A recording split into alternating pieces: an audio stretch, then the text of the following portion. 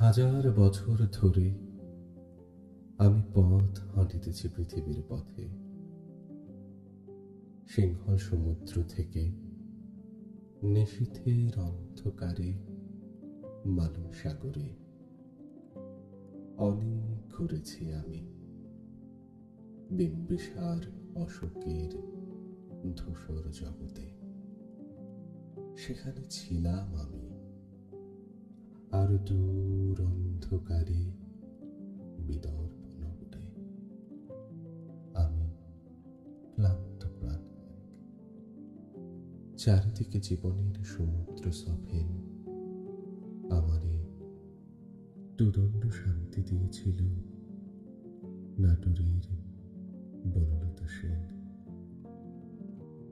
চুল তার কবেকার অন্ধকার বিদিশার নেশা, মুখ তার শ্রাবস্তির কারুকার্য। অতি দূর সমুদ্রের পর হাল ভেঙে যে নাবিক হারাইছে দিশা।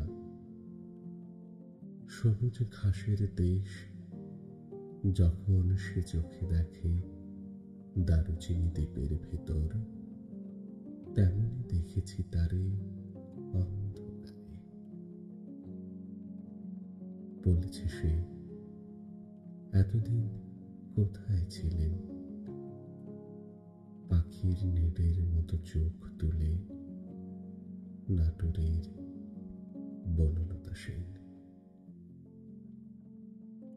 সমস্ত দিনের শেষে শিশিরের শব্দের মতন সন্ধ্যা আসে। টানা চৌত্রীর গন্ধ মুছে ফেলে চিল।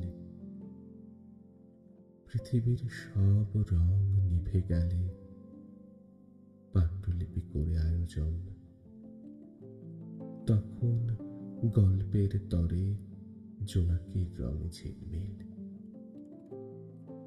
সব পাখি ঘরে আসে, সব নদী পুরাই জীবনের সব লেনদেন। থাকে শুধু অন্ধকার, মুখোমুখি বসিবার বনলতা সেন।